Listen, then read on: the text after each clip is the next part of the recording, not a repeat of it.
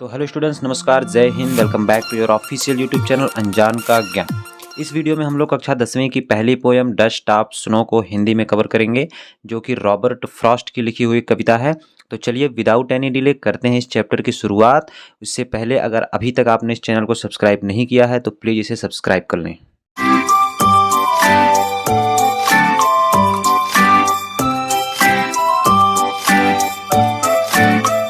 तो चलिए, इस कविता का नाम है डस्ट ऑफ स्नो। डस्ट का मतलब होता है धूल, लेकिन यहाँ पे धूल नहीं कहेंगे, यहाँ पे इसका अर्थ है कण। डस्ट ऑफ स्नो मतलब बर्फ के कण, या आप कह लीजिए बर्फ की धूल, जो भी कह लीजिए। Written by Robert Frost. Robert Frost के बारे में थोड़ा बहुत हम लोग जान लेते हैं। तो रॉबर्ट ली फ्रॉस्ट इनका पूरा नाम है। ये 26 मार्च 1874 को पैदा हुए और इनकी मृत्यु 29 जनवरी 1963 को हुई।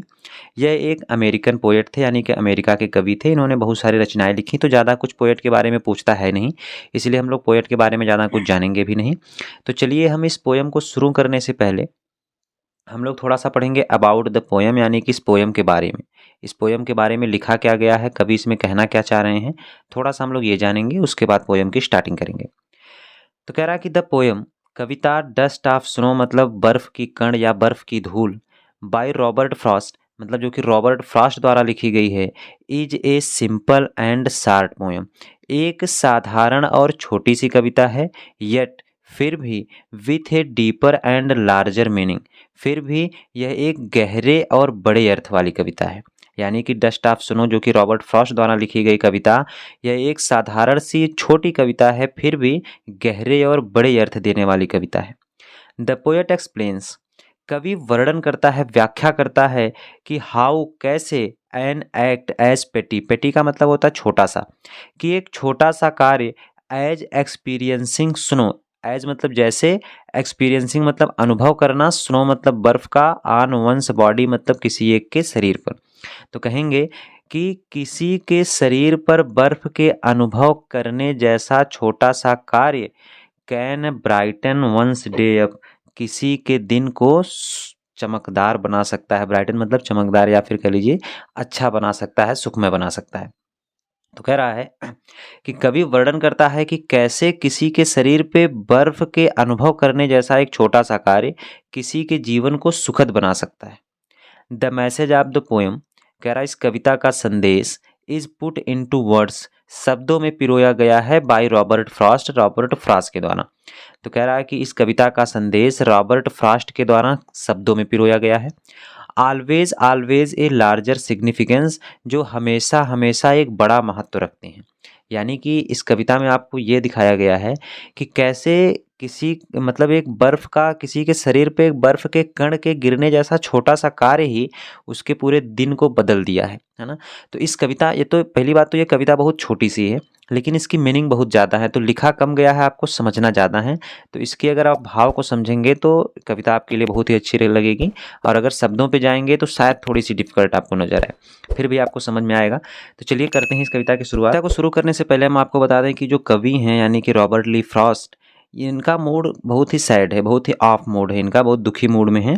और ये एक धतूरे के वृक्ष के नीचे जाके खड़े होते हैं, एक धतूरे के वृक्ष के नीचे खड़े होते हैं। उसके बाद क्या होता है वही यहाँ पे लिखा हुआ है कि द वे, जिस तरीके से, एक क्रो, एक कौआ, सूक डाउन ऑन मी, मेरे ऊपर, सूक डाउन मतलब हिलाकर गिरा दिया, जिस तरीके से एक कौआ मेरे ऊपर हिलाकर गिरा दिया, क्या, द डस्ट ऑफ स्नो मतलब बर्फ के कण को, डस्ट ऑफ स्नो मतलब बर्फ के कण को, फ्रॉम ए हेमलॉक ट्री मतलब धतूरे के वृक्ष से। यानी कि कभी सैड रहते हैं, बहुत दुखी मन से रहते हैं, और आके एक धतूरे के पेड़ के नीचे खड़े होते हैं। और जैसे खड़े होते हैं तो क्या होता है कि जिस तरीके से एक कौआ मेरे ऊपर धतूरे के वृक्ष से हिलाकर बर्फ के कण को गिरा दिया। दोबारा से देखेंगे, कह रहा कि द वे ए क्रो, जिस तरीके से एक कौआ, सूक डाउन ऑन मी, मेरे ऊपर हिलाकर गिरा दिया, द डस्ट ऑफ स्नो मतलब बर्फ के कण को, फ्रॉम ए हेमलॉक ट्री मतलब धतूरे के वृक्ष से।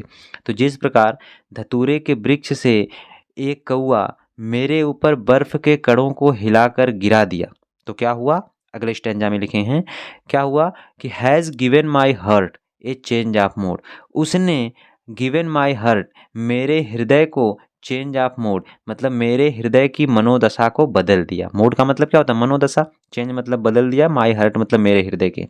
तो कह रहा है कि जिस तरीके से कौवे ने धतूरे के वृक्ष से हिलाकर बर्फ के कण मेरे ऊपर गिरा दिया, उसने मेरे हृदय की मनोदशा को बदल दिया। अर्थात मैं पहले बहुत ही दुखी था, कभी बहुत दुखी थे, और धतूरे के वृक्ष के नीचे गए तो एक कौवा आया और धतूरे के वृक्ष से हिलाकर बर्फ के कुछ कण उनके ऊपर गिरा दिया, और इससे उनका जो मूड था, उनकी मनोदशा थी, वो बदल गई, परिवर्तित हो गई। तो ये कह रहा है कि has given my heart A change of mood, उसने मेरे हृदय की मनोदशा को बदल दिया। एंड सेव्ड और बचा लिया, सम पार्ट मतलब कुछ हिस्सा, ऑफ ए डे उस दिन का, आई हैड रूड जिसमें मैं दुखी था। यानी कि और उस दिन का कुछ हिस्सा बचा लिया जिसमें मैं दुखी था। अर्थात कि मैं शायद पूरा दिन दुखी रहता, लेकिन जैसे ही मैं धतूरे के पेड़ के नीचे गया, उस कौवे ने बर्फ़ के टुकड़ों को हिलाकर मेरे ऊपर गिरा दिया और मेरी मनोदशा परिवर्तित हो गई, और बाकी के जो दिन था वो मेरा खुशमय गया, मतलब मैं बाकी के दिन में दुखी नहीं रहा। तो कहने का मतलब ये है, इस कविता से संदेश आपको क्या मिलता है? तो इस कविता से आपको ये सीखने को मिलेगा कि कभी कभी छोटा सा कार्य ही किसी के मनोदशा को बदल। तो कहने का मतलब यह है कि किसी के द्वारा किया गया छोटा सा कार्य ही किसी के मनोदशा को बदल सकता है, किसी को दुखी से खुश कर सकता है। तो हमें हमेशा खुश रहना चाहिए और खुशियाँ बांटना चाहिए। तो दोस्तों, उम्मीद करते हैं कि ये कविता आपको समझ में आई होगी। अगर कहीं पे कोई भी आपको डाउट है तो आप कमेंट बॉक्स में हमसे कमेंट करके पूछ सकते हैं, और अगर ये वीडियो अच्छी लगी हो तो एक लाइक ज़रूर कीजिए और अपने सभी दोस्तों तक ज़रूर शेयर करिए। मिलते हैं अगली वीडियो में एक नए अध्याय के साथ। तब तक के लिए अपना ख्याल रखें, स्वस्थ रहें, मस्त रहें और देखते रहें हमारे ऑफिशियल यूट्यूब चैनल अनजान का ज्ञान। जय हिंद।